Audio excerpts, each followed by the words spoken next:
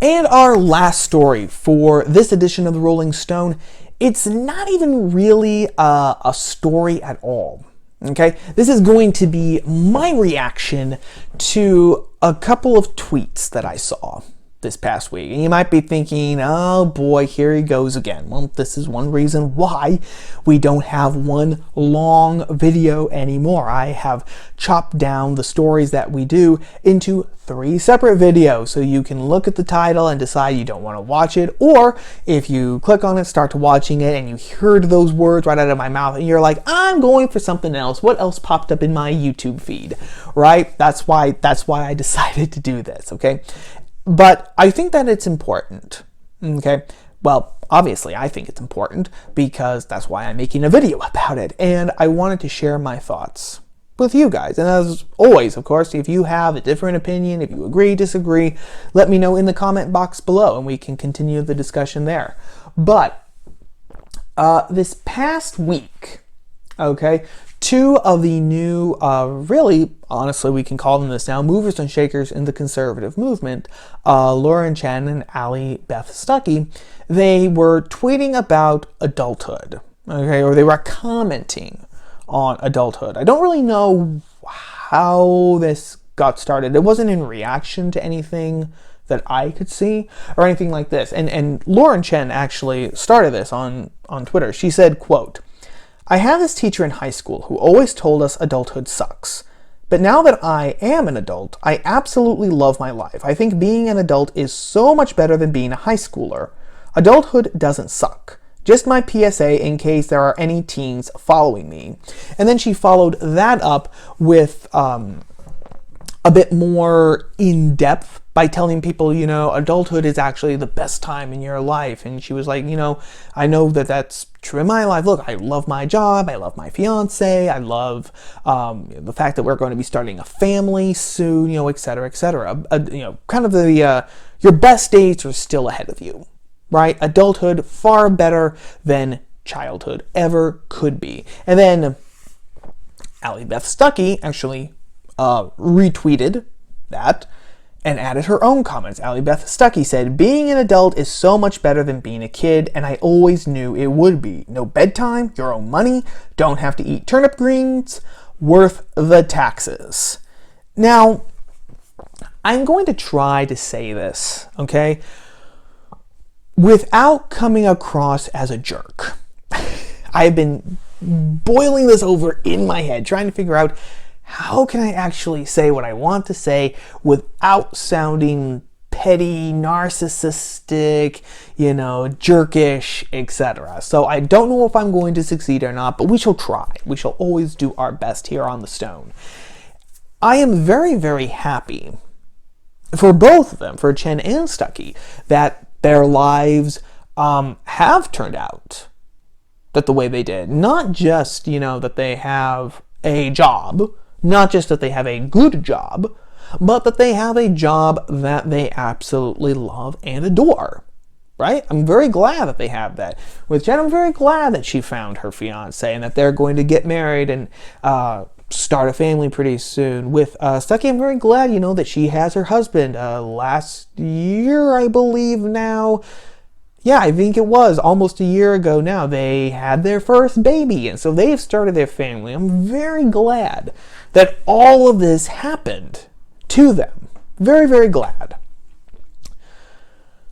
But, this is the first thing I'm going to say, with any kind of success, right, there is a great deal of luck in it as well. Now you might be thinking, Nate, where are you going with this? What does luck have to do with all of this? Well, I'm building up my case, guys, okay? Like Abraham Lincoln when he practiced law. There, our second Lincoln reference for February. I'm building up my case, okay? Because, so I will reiterate what I said. Luck always has it always plays a role in success. Luck always plays a role in success, whether we realize it or not. And one of the best explanations for this, okay, actually came from a gentleman named David Dubrow. Okay, David Dubrow, who wrote a guest post on the website Hollywood in Toto. And this was a couple of months back. Okay, and David Dubrow, he was talking about social conservatism. He was talking about the legacy of Andrew Breitbart. And at one point in this essay, okay, David Dubrow said this, quote, "It's often said, usually by the bigger names in Conservatives Incorporated, that conservative content creators need to up their game. If you're good enough, you'll make it. The first part is true. To compete, conservative artists need to produce quality material. Most don't. The second part, the bleating about the great artistic meritocracy, is mostly false. We've all seen very marginal work succeed, particularly in publishing. This includes substandard work produced by the very people who insist that everyone else should up their game. There's a lot more luck to success than anyone wants to admit, and what conservative ink doesn't do is reach down a hand to help the little guy. There's no percentage in it. They won't risk their brand by helping you unless you manage to network your way into the in-group. Like everything today, it's not about the quality of your work, but the quality of your network. And don't you dare talk about these things in public, or you're a whiner. You need to pay your dues, little guy. Everyone else got up here because of sheer, unadulterated talent. What makes you special?" Now, I wanted to quote that, okay, and talk about luck in general. Because again, luck is something that conservatives, I think, are very leery about. Okay, and I'm not saying that I don't believe in meritocracy. I do. I absolutely believe in meritocracy. I firmly believe in it. But I also believe, okay, that luck does play a significant role in your success. You know, one person just happens to hear you, right, at the right moment, at the right time, when you said that one thing. And that could open a ton of doors and opportunities, right? You make one video and put it on YouTube, and all of a sudden the next day it has 100,000 views, and all of a sudden people, you know, are clamoring, subscribing to your channel, wanting more. You're not even really quite sure what you did or said. All you know is that, wow, this door was suddenly open to you, right? And there's nothing wrong with that. Nothing wrong with that at all. But again, like I said, conservatives are very, very nervous about it, I think, because they believe that if you acknowledge the role that luck plays in success, okay, then that will give ammunition to the left, right? They'll say, aha, so you really didn't earn all that money. You really didn't, you know, pull yourself up by the bootstraps. It was all luck. That's what I'm afraid, that's what they're afraid is going to happen. And it's a silly fear, okay? It's a silly fear like we talked about before here on the channel, this stupid dichotomy between the common good and natural rights. It just doesn't exist. It doesn't have to exist. It's an artificial divide because they both need each other. And acknowledging that luck plays, you know, a big role in success doesn't take away from the hard work that people put in it. That the hard work that people put into their lives, into their products, into their services, into their work in general. Thomas Jefferson said that he was a firm believer of luck, and he found that the harder he worked, the more luck he seemed to have. Okay? It's a both and. It doesn't have to be either or. But because conservatives are afraid that that's the opening that the left will take, you know, if you admit that, oh yeah, I was really lucky, that's my theory as to why they don't really like talking about luck. Now, but why am I bringing up luck?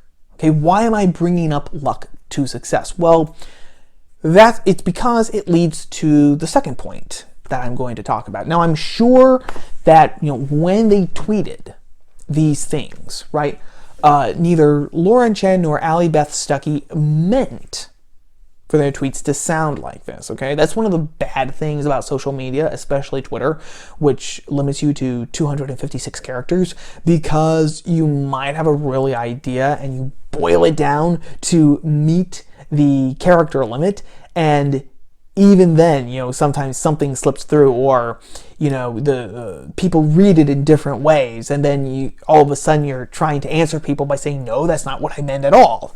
And then people say, well, but it reads like this, and then you look at it and you're like, oh, well, I guess maybe it could be read like that, my bad. You know, that's one of the curses of social media. One of them. There are many, actually. But I'm sure they didn't mean it like this at all, okay? And again, I can't speak for personally for Stuckey because I've never met her. I've met Chen twice. Very nice young lady. But the vibe that definitely seems to be there in their tweets is that adulthood is great because I've been successful. Adulthood is great because I have a job that I love and a job that is actually a really, really good job. Adulthood is great and better than being a kid because I found someone. You know, I found the one to whom my soul sings, as the poets say, right? With whom I am going to start a family. With whom I have already started a family. Someone with whom, you know, I will spend the rest of my life with. For better, for worse, for richer, for poor, in sickness and in health, etc., etc., etc. Right? But that leads to the question that if a person doesn't have those things,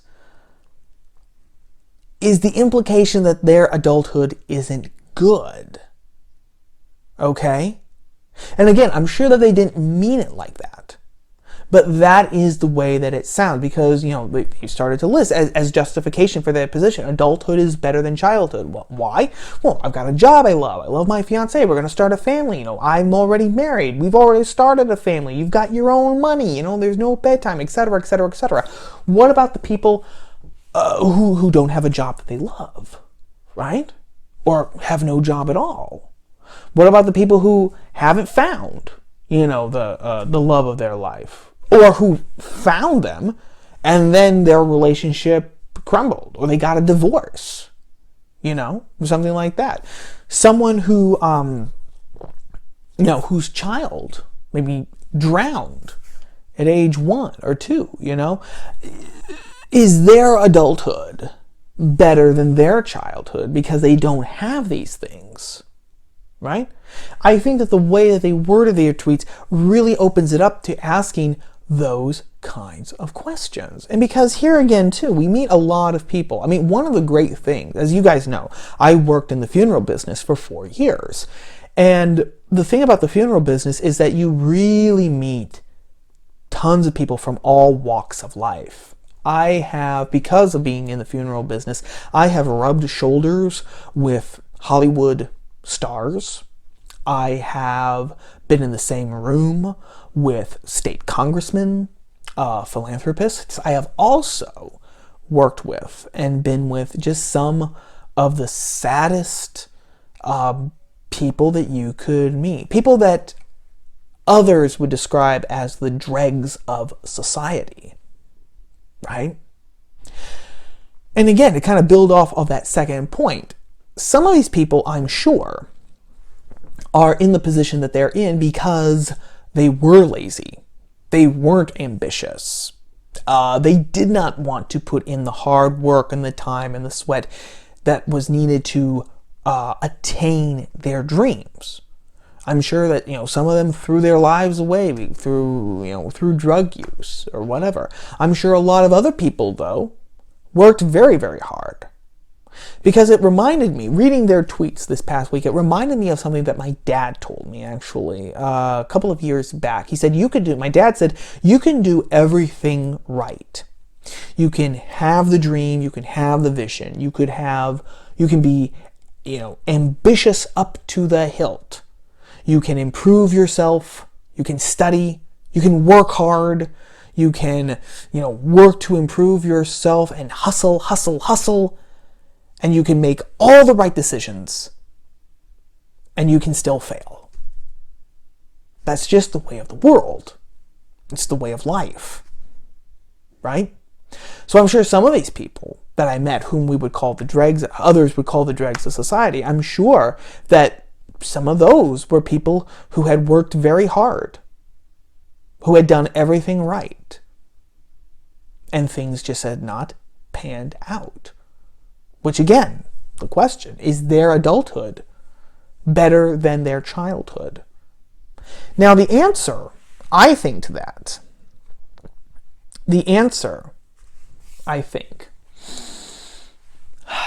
is adulthood better than childhood? Because that's really the fundamental question here, right? Is adulthood better than childhood? Yes and no. Yes and no. It's not a clear demarcation between the two of them, okay? A good adulthood, in my mind, what I have learned, a good adulthood is built on a good childhood. Okay, and you might think, well, duh, if you have a good school and good parents, et cetera, et cetera, et cetera. Well, of course, then your adulthood is going to be better. But that's not exactly what I'm saying. I'm saying that a good adulthood is predicated on a good childhood. Okay, childhood in and of itself. Okay, absent, in a sense, if we could take a childhood and just kind of distill it and put it into a vacuum, and no parents, no schooling, or anything, a good adulthood, a good childhood, just in and of itself, is the foundation for a good adulthood. And what do I mean by that? Well, what I mean by that is that if your adulthood is going to be good, if it's going to actually be as good of an adulthood as it can possibly be, you will remain childlike.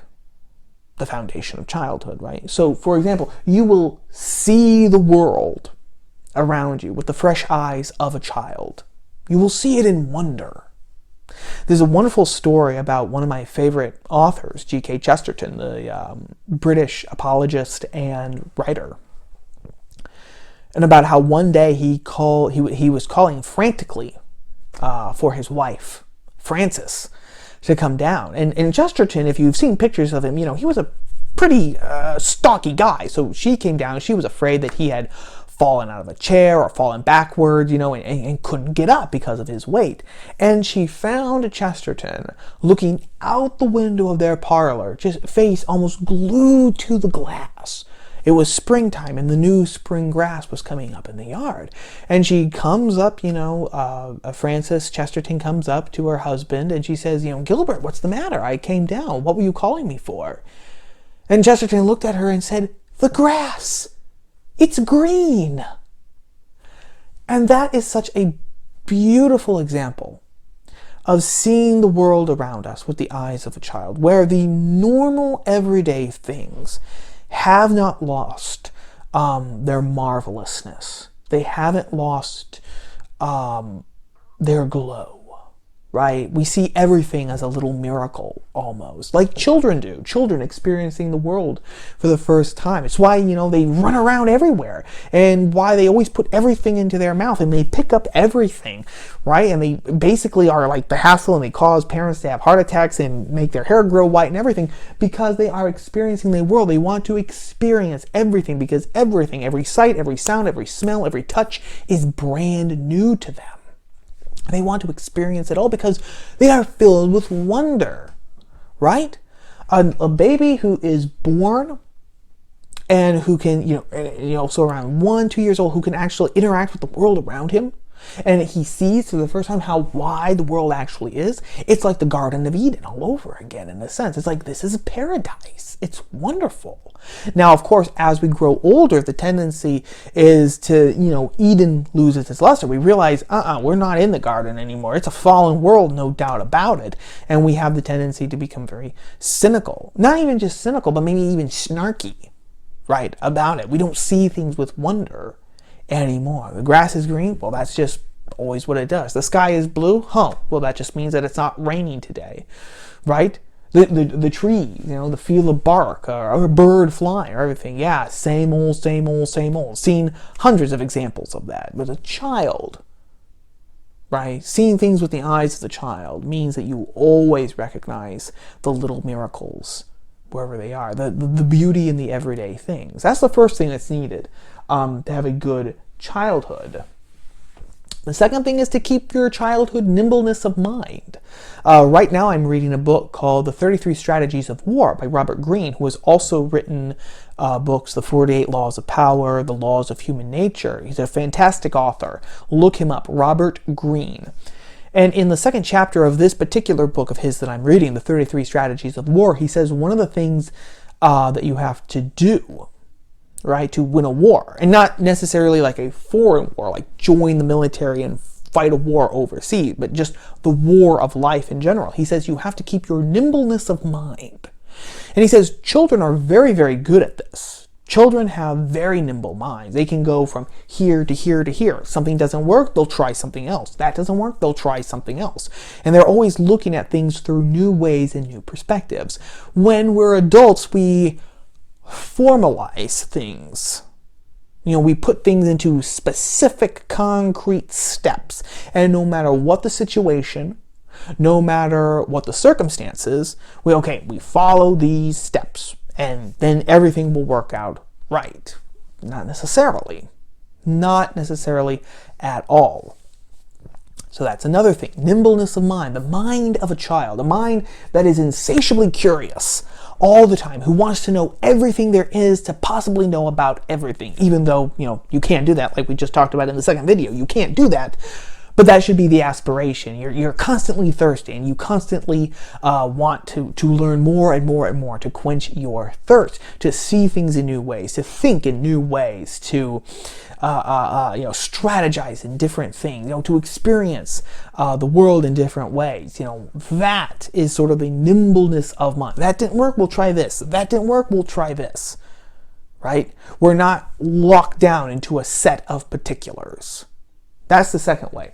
And the third way, I think, is keeping our heroes from childhood. We have again a tendency to kind of chuck off those childhood heroes when we get older, because they are seen as childish, right? So no matter who your childhood heroes were, whether they were from comic books like Batman, whether they're from popular literature like Robin Hood or John Henry, or whatever, we have a tendency to kind of see them as very simple cardboard cutout character.